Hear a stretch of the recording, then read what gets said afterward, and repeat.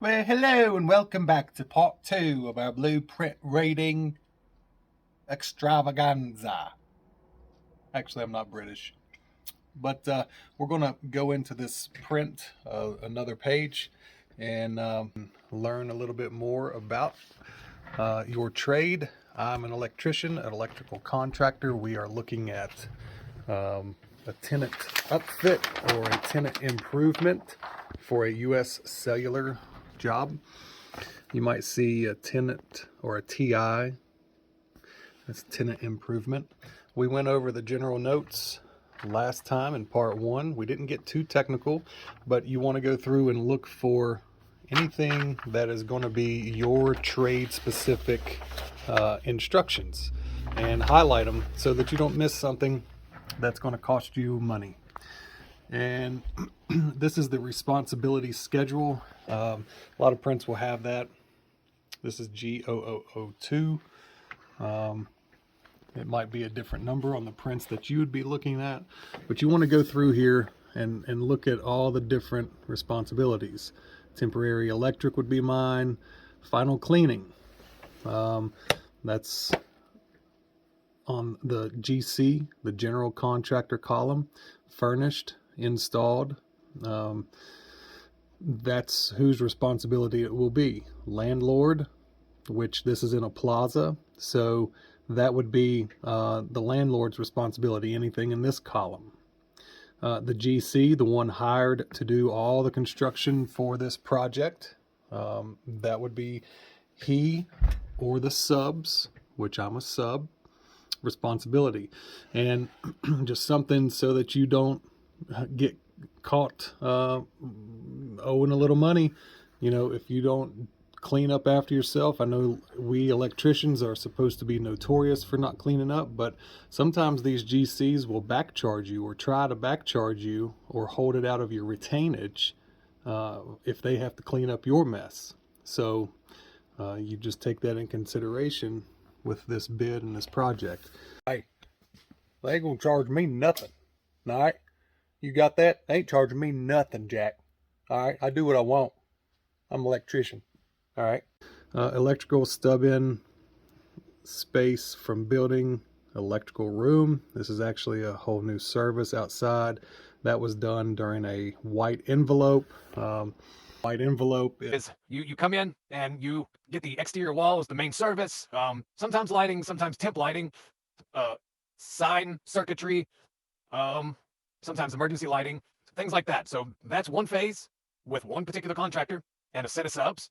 And then another phase, what I've experienced is another GC or sub will come in and do the TI, the whole upfit for the rest of the building. And sometimes that white shell or the white envelope or however you want to call it, some of that still has to be rearranged. And so to me, that seems redundant. We've actually done the white shell on this particular project with one contractor, and now we're going to be doing the TI with another contractor. The electrical building ground, it's already installed. The telephone conduit, it's already installed. And you can see these are marked GC, which would come to me.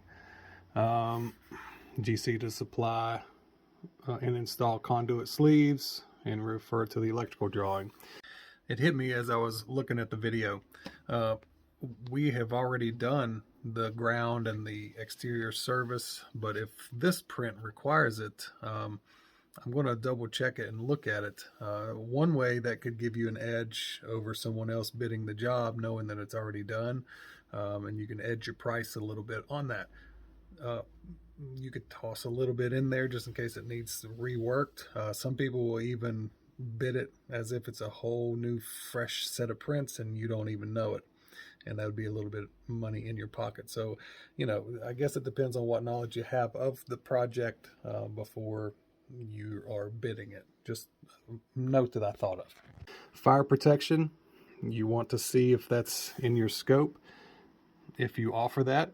And when I was going through the beginning of looking through these commercial jobs, I was always intimidated because I didn't know a whole lot about fire suppression and, you know, designing those systems. And in our state, you have to be licensed with a special license in order to submit fire alarm drawings and things.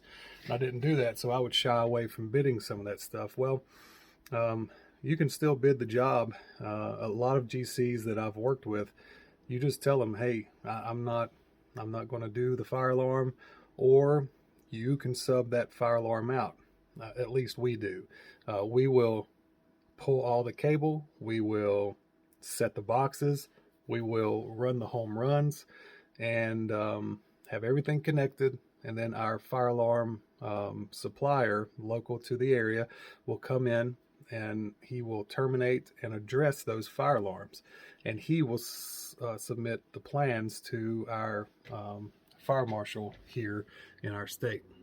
So, but on this one, it's all already, it's not applicable. It's already tied in. It's got fire alarm stuff. And so I'm looking and I don't see like the rest of the electrical system, but I'm sure that we're going to have something in there. But to me, that seems a little bit of an oversight on whoever drew these plans. And sometimes with these plans, you have to remember a lot of the language will be what they call boilerplate. Sometimes an architect will take one set of plans, change the name on them, and just boilerplate it, like stamp it to other plans. And so sometimes you have to call the GC or the owner and see what they want to do about that. Don't miss the miscellaneous. It's hard to see. There you go. We ended up with light fixtures, and so it is owner furnished and GC installed. Don't know if we talked about it. The owner there is US Cellular.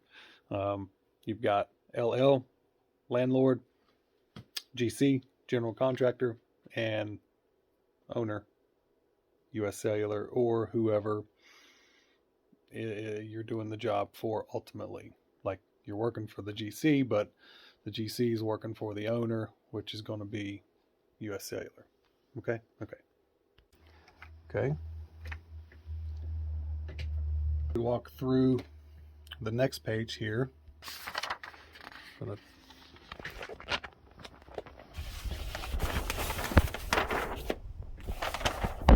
This is our door and hardware schedule. Door, hardware, and finish schedule. Now, we don't have a whole lot to do with that. I did not see anything on that. That just gives the general contractor dimensions, types of doors, the swing of the door. You know, we call this a left-hand door because if you're walking into a room, and you use your left hand, you just open it right up to the left-hand door. And it would be true if it walked in and it pushed out this way, it'd go to the right-hand door. But again, this part of the print, there's not much for us here. What the door opening direction could be important for, though, is to tell us where we need to put switches when we get down to roughing in the job. So to a certain extent, that will help us out. So stay tuned for part 3, and sounds like we got some craziness going on over here. But hopefully we'll make it back for part 3. Thanks.